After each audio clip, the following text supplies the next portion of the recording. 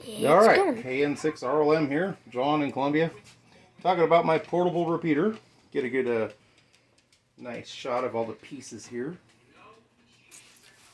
and me if you want to. That's okay. All right, It got a little. This is the box it goes in.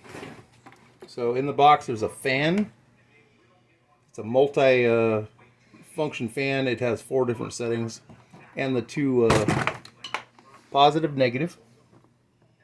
So there's where the power supply hooks up to, and the fan plugs in via USB.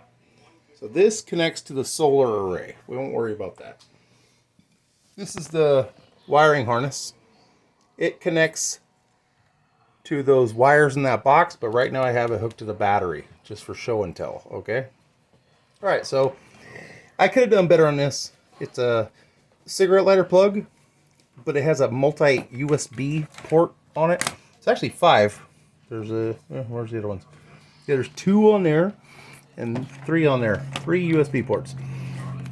These 2 USBs are powering those radios via the side jack on the radio. Those are the UV5R 3800 milliamp batteries. Very cool. They don't charge on the bottom, which sucks. So I can stand these up in the box. All this stuff has to fit in that box. So the radios are powered.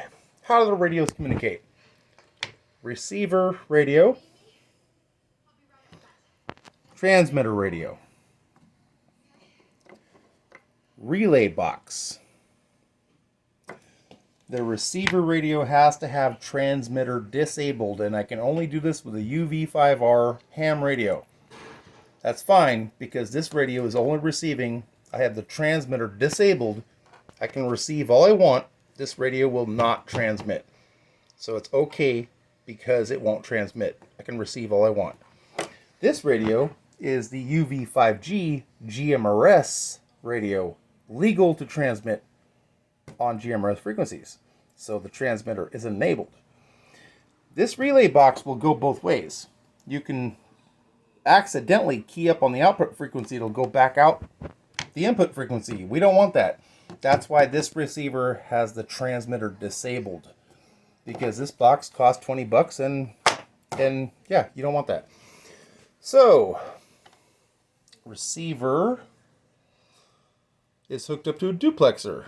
The receiver receives on 467 megahertz, and the transmitter transmits on 462 megahertz.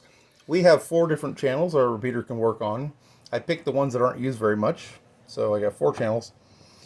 Goes to the duplexer, which separates the transmit and receive out from each other. So we only need 1 antenna to make this whole thing work, 1 antenna. But the antenna output is hooked to this guy right over here.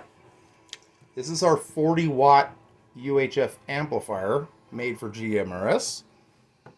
It's powered by the power supply. It hooks up to the antenna thing. This is an N-type connector, SMA in, female out, which if you look on the wall over there, I have a little tiny antenna up there. It's my tester antenna. See? See it over there? Yep. So that's how this works. And so we're gonna shine this down here. When I transmit, you watch right here. Transmitting. Receives, goes through the duplexer, goes out the amplifier to the antenna. Test. 40 watt repeater works perfectly fine. I have everything on low power and a tiny antenna because I'm testing it in my house. But this is working perfectly with a high gain antenna on there, and everything turned up to 5 watts on these radios. This should put out 40 watts, portable, deployable repeater. This fan in the box is important. These components get hot if you use it a lot. This is a cool fan I got for 30 bucks. It hooks up to USB also, and it plugs in right there. I don't have it hooked up right now because I don't need to. But to keep the radios cool, you do need a cooling fan to keep the components cool. And it's a black battery box. So... And I even put a little, that's my external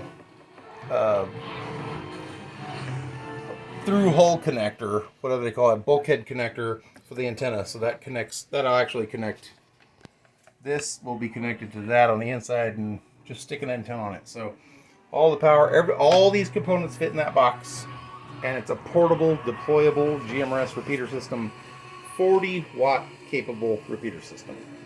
All right, that's KN6RLM's news for the day.